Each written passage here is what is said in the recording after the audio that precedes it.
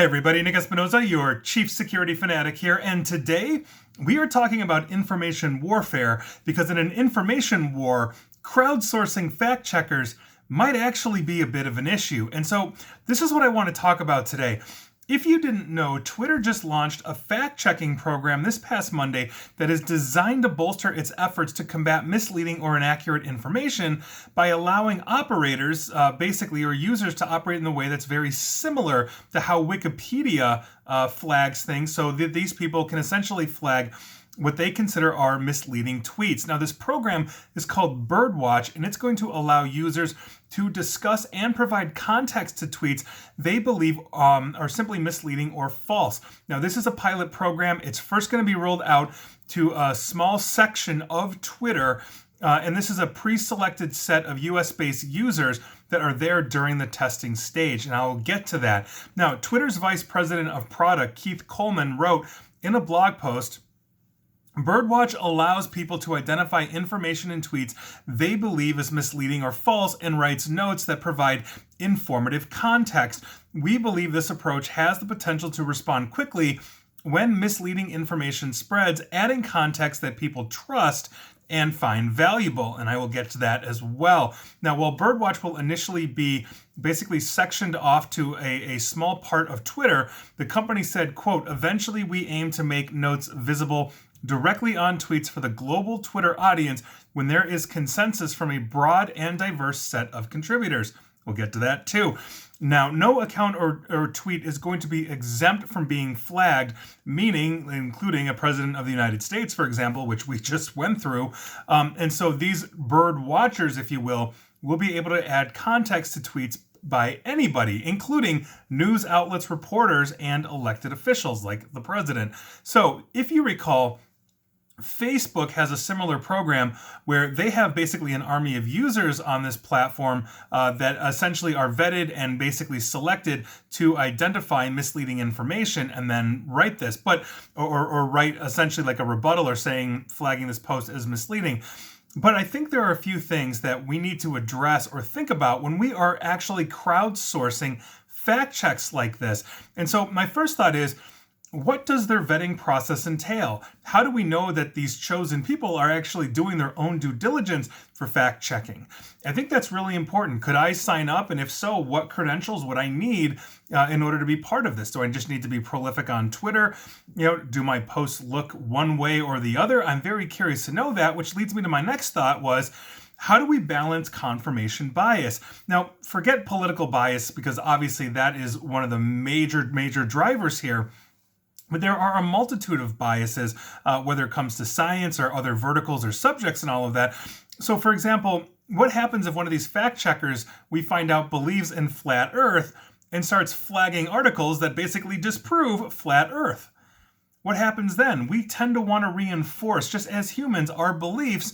So how are we, as the general public that aren't bird watchers or fact checkers on Facebook, assured that the bird watchers and fact checkers are actually balanced and coming at this not with a confirmation bias way? And if you look at it from the political side, if you have somebody that is extremely left or extremely right, can they start flagging the other side? And if so, how did they get into the program? How are they being vetted?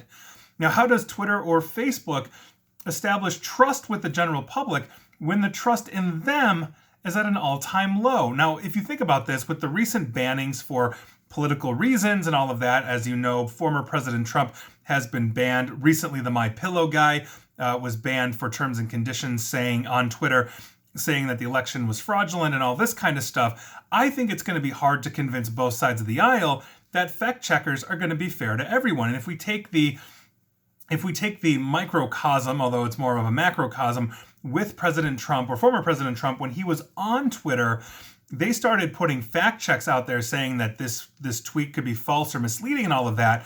That just set his supporters off. Meaning, why are you saying this is fake? This is the president that is actually saying this is happening and all of this. The fact checkers said something else. Now, I'm not going to sit here and adjudicate right or wrong in this situation. I'm simply bringing this up as a point to say, how are we validating who is vetting the facts and all of this? Also, is there a ranking system for news choices?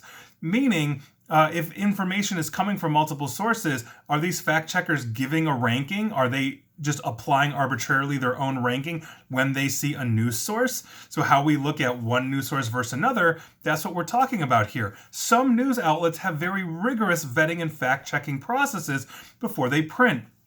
I personally write for one of those, and I have to go basically through an editor that validates all of my sources. And essentially, I have to run the gauntlet and go back multiple times to make sure that my sources are legitimate, they're accurate, they're as factual as we can possibly get, and they're validated by a second person.